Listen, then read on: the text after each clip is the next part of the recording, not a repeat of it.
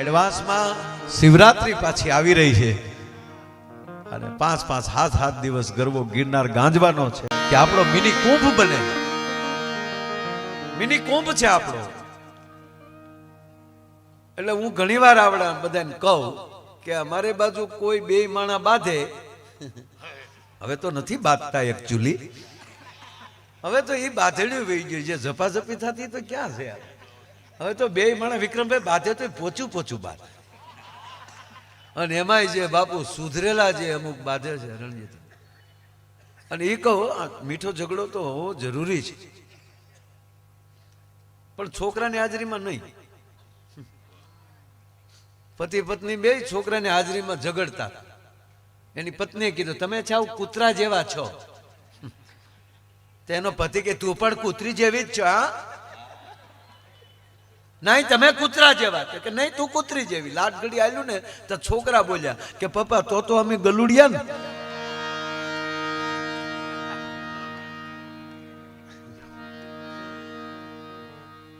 પણ હું ઘણી વાર એમાં હસતા હસતા બાપુ કહું કે આપણી બાજુ કોઈ પતિ પત્ની બાંધે તો એ પત્નીને ડરાવવા માટે ઓલો એમ કહે કે હવે જો કાંઈ બોલી તો હું જુનાગઢ વયો જાય.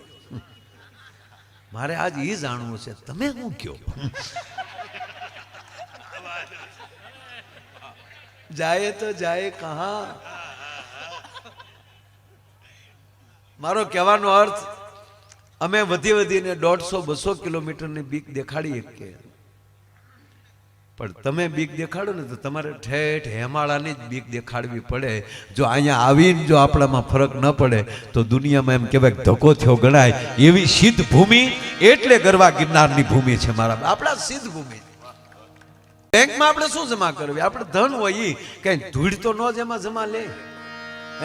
જો એક બેંક વાળો હોય તે એ ધન સંઘરનારો માણસ અને બીજાને પાછો ધન દેનારો. બેંક પછી લોન આપે, સારી ક્રેડિટ હોય આપણી તો કરોડોની લોન આપે, પછી ભલે આલિયા માલિયા વ્યા જાય. બાબુ આપણા ગામડાના બુઢિયા કેવા હોશિયાર હતા સાહેબ. નાના અમે હતા ત્યારે આપણે કહેતા કે જોજો છોકરાઓ આલિયા માલિયા રે નો બેઠ. તે દિયાને ખબર હતી કે માલિયા વિજય માલિયા હતા ને બૂસ મારવાનો છે. બુઢિયાઓને તે દી ખબર હતી. બોલો ને હું તમને હાવ એક પાતળી વાત કીધું યુવાન મિત્રો ખાસ જે હવે બેઠા છો, ઉતાવળા હતા વૈયા ગયા છે. ગુલ રહે ગુલશન રહે, ગુલ કે પત્તે ચલે ગયે, अच्छे अच्छे बैठे रहे, मिस कोलिए चले गए. જેને વ્યવહારિક કામ હતું એની વાત નથી કરતો. તો મારો છોકરો બેઠો કે ભાઈ ભરતભાઈ બેઠો ને, અમે આજ આખું ઘર આવ્યા. કારણ કે રાજને ત્યાં હોય એટલે.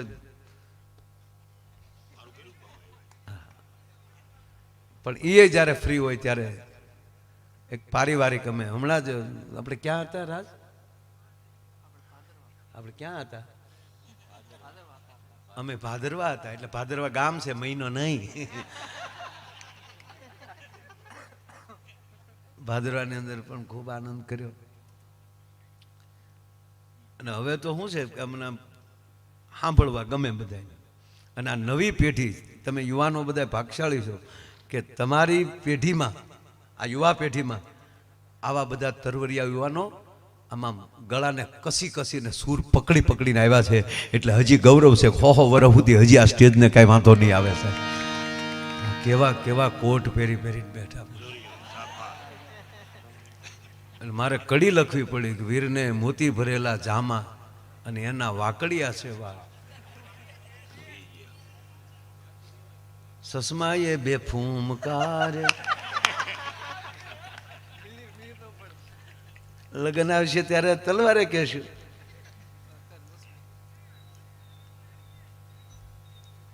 લગન છે. લગન. અરે બાપુ લગન આવે આમ જો આ બધા ભાગશાળી છે. અમે તો તાયણીમાં પૈણ્યા હતા બાપુ. હાવ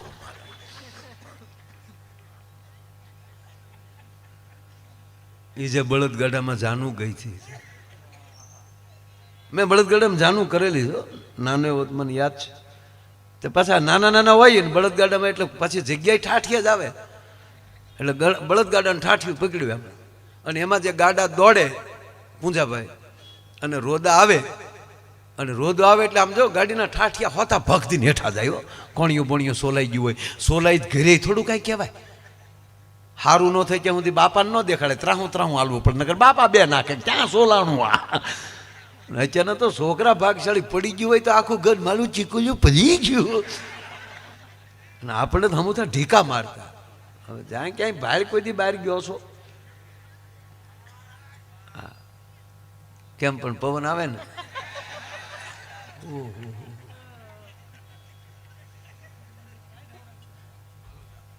હું બાપુ નાનો હતો ને, આતા રણજીત હતા, હું નાનો હતો ને મને કાંડર કરડેલું આયા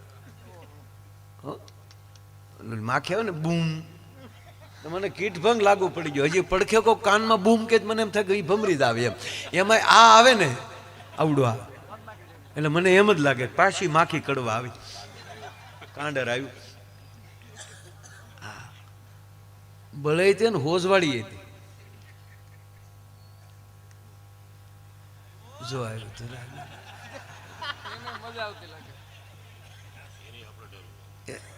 એને મજા આવે ને. ક્યાં છે ઓપરેટર? હા, એને ઘડીક ઉતાર લે, એ થાકી ગયો છે, જો ઉપડ્યું એ ડિસ્કો કરતો. ઉનાળે બહુ સારું લાગ્યો, ઉનાળે બહુ ગમે આપણને. ઘડીક એમ થાય કે માથે રે.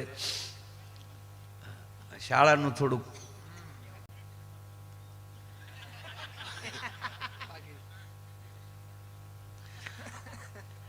હજી વરરાજો નથી તો એટલો રૂડો લાગે, વરરાજો ને પીઠી સોળાય પછી કેટલો રૂડો લાગશે તમને. અને એ મારી માં હોનબાઈ, તારી ઉપર કોઈની નજર ન લાગવા દે મારા બાપ, કાયમ રખોપા કરે. પણ લગ્નમાં પાછા મારા હવે મૂળ વાત ઉપર આવી જાય. અમે અમારી વખતે તાણ્યું બધી, આવું કાંઈ ખરેખર આજા વડીલો બેઠા આતા એ ત્યારે લગ્ન થતા. પણ એક મજા હતી હો, સંપત્તિ નહોતી પણ હક બહુ હતો, એકાબીજીને રૂડા કરવાનો ભાવ બહુ હતો. હવે પાછું આવ્યું છે પાછું. અત્યારે જેના લગ્ન હોય તેના મિત્ર હારો હાર વળી, અમે તો હારે રહેતા તો શું કરવાનું બીજું. એ 15 વાનાના લગ્ન હોય, પછી લગ્ન વધાવે 5 દિવસ પછી, એટલે 10 દિવસ ઈ રહે, પછી 10 દિવસ એ તલવાર લઈને જ આટા મારે, પછી ગામમાં વાના ખાવા લઈ જાય, વાના ખવડાવે, જમવા લઈ જાય, જમાડે. બરોબર ને વિક્રમભાઈ? એ વળી કે પાછા એ જમાડે ભાવથી, સરસ મજાનું મિષ્ટાન કરે, જમાડે. પછી પાછું દીકરીઓ ગીત ગાતી હોય, પાછા ઢોલીને બોલાવે, ગામનો ઢોલી આવે, એ ઢોલ વગાડતા આવે, દીકરીઓ ગીત ગાત્યું ઘરે મૂકવા આવે. માથે આમ સરસ મજાની ઓઢણી રાખી હોય, સારી શેડા દીકરીઓએ પકડ્યા હોય, વરરાજોએ વળી જમણા હાથમાં નાળિયેરને ડાબા છે તલવાર ત્યાં મણી આમ રાખી હોય, અને દીકરીઓ ગાતી કોણે તારા નાળિયેરા શણગાર્યા ને, કોણે તારો પહ ભર્યો. એક જણો હમણાં માજો થતો તો પોલીસ લઈને બી જાય, બોલો પાડોહીએ તારા નાળિયેરા શણગાર્યા ને, પોલીસે તારો એવું કીધું. બોલો ઓલા કે તક કાંઈ નહીં, આ ડંકીનો પાઇપ સોરીને આવ્યો હતો આગળ. કેદું ના ગોતતા થતો લગ્ન આવ્યા એટલે હાથમાં આવ્યો. એક દીકરીને જોવા આવ્યા ને, તે કલાકાર જોવા આવ્યો, સારો કલાકાર, બહુ સારો, સુપરસ્ટાર, ઇન્ટરનેશનલ, એકચ્યુઅલ ડેવલપમેન્ટ, પોતાની રીતે ડેવલપ થયેલો માણસ. બરોબર ને મારું અંગ્રેજી? તો યાર કે મારું અંગ્રેજી બહુ સારું, હું બોલું જ નહીં કોઈ દી.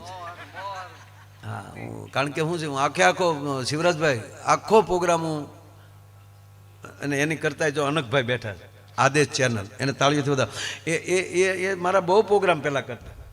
હા, અંગ્રેજીમાં. પણ પછી એને સમજાતું નહોતું, હું બોલતો મને નહોતી ખબર, પછી બેન કર્યા. હા હા, હું આખો પ્રોગ્રામ અંગ્રેજીમાં કરી શકું, પણ તમને ન સમજાય તો પછી મારે શું કામ કરવું છું?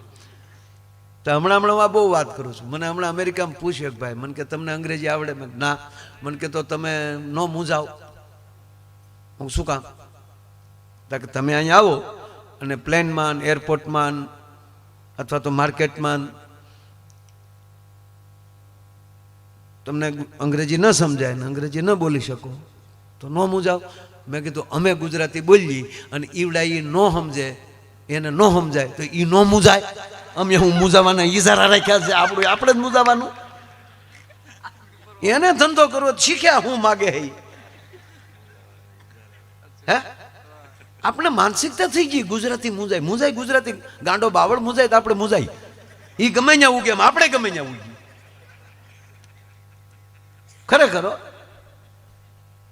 પછી ભાઈ મેં કીધું મારા ભાઈ ખાલી લિપિ બદલે છે, ભાષા નહીં. ભાષા તો ગુજરાતી જ બોલવી પડે આખા વિશ્વને.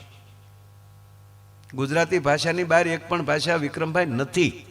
સાબિત કરીને દઉં. દાખલા તરીકે અંગ્રેજીમાં કોઈએ કીધું ડોન્ટ વરી, શું કે એટલે શું થાય? ચિંતા નહીં, નો પ્રોબ્લેમ. તો ડો ટ વ રી આ એબીસીડી ના અક્ષર છે. એબીસીડીમાં આવે ડો, ડ આવે એમાં તો ડી આવે. ડી ઓ ત્યારે ડો થાય. ઓ અને ડી બે ભેગું કરે ત્યારે ડો થાય. પણ મૂળ તો ડગલાનો જ ને. એબીસીડીમાં ક્યાં ડગલા ડ આવે મને દેખાડો હાલો. ટ ટપાલીનો ટ કે બીજું કઈ? અંગ્રેજીમાં તો એબીસીડીમાં તો ટી આવે, એમાં ટ છે જ નહીં. બોલવું તો ગુજરાતી જ પડે. ટ વ તો વાણનો જ ને, એમાં તો વી છે, એમાં ક્યાંય વ છે જ નહીં. એ તો તમારે વી ને વ કહેવો પડે. બોલવું તો ગુજરાતી જ પડે. ફોન PHO તો બોલવું તો પડે. ફાનસ નો ફ. ઈ લોકોને ફ બનાવવા માટે PHO. તો મને એ થાય તો એફ એના એને હું કામ બનાવ્યું હોય છે. દફન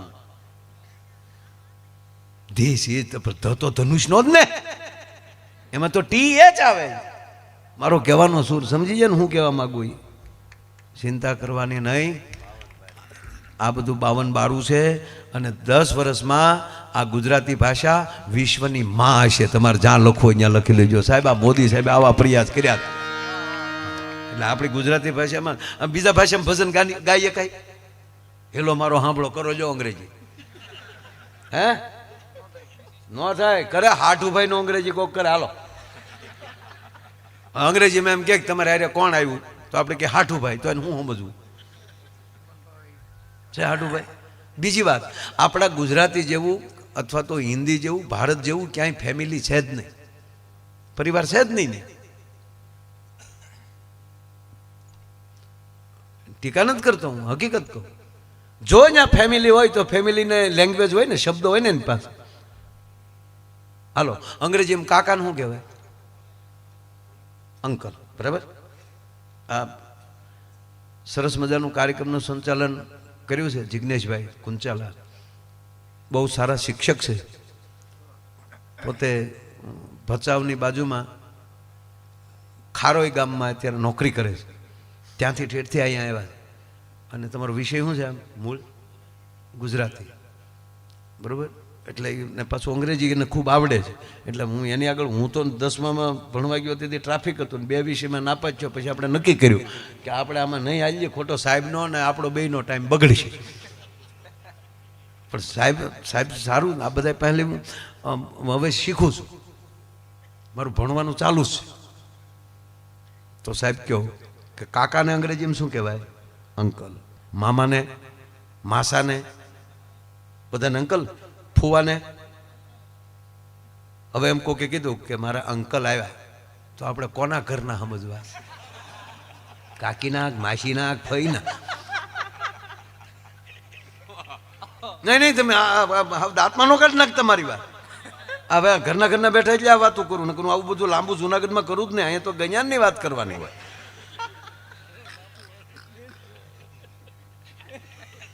રાજ નો અંકલ, માસા, કાકા, ફુવા. આપણે એમ કહીએ ને કે મારા ફુવા આવે એટલે ખબર પડી જાય કે પપ્પાના બેનના ઘરેથી આખો સંબંધ લિંક દેખાય. કોણ આવ્યું તા કે મામા, ખબર પડે આપણા મમ્મી છે ને, મોમ, મોટો બોમ, એના જે બ્રધર છે એમના ઘરેથી. એક શબ્દ છે તમને આખે આખો પરિચય કરાવી દે. આ તો કે અંકલ, પછી મામીને શું કે આંટી, કાકીને, માસીને, ફઈને, આંટીમાં આખો લોટ આવી જાય. મારા આંટી આવ્યા તો આપણે કોના ઘરના ગણવા આપણને કહો. એને ભલે ખબર પડે કે મારા કાકી આવ્યા, મારા માસી આવ્યા, મારા મામી. આ લેંગ્વેજ કેવલ ને કેવલ આ શબ્દો આ દેશ પાસે છે અને એમાંય આપણી પાસે છે. સાહેબ, આપણે જમાય શબ્દ નથી બોલાતો, ભાણેજ. આપણે સાસુ શબ્દ નથી બોલાતા, મારા ફૂઈ. આ જે વિવેક છે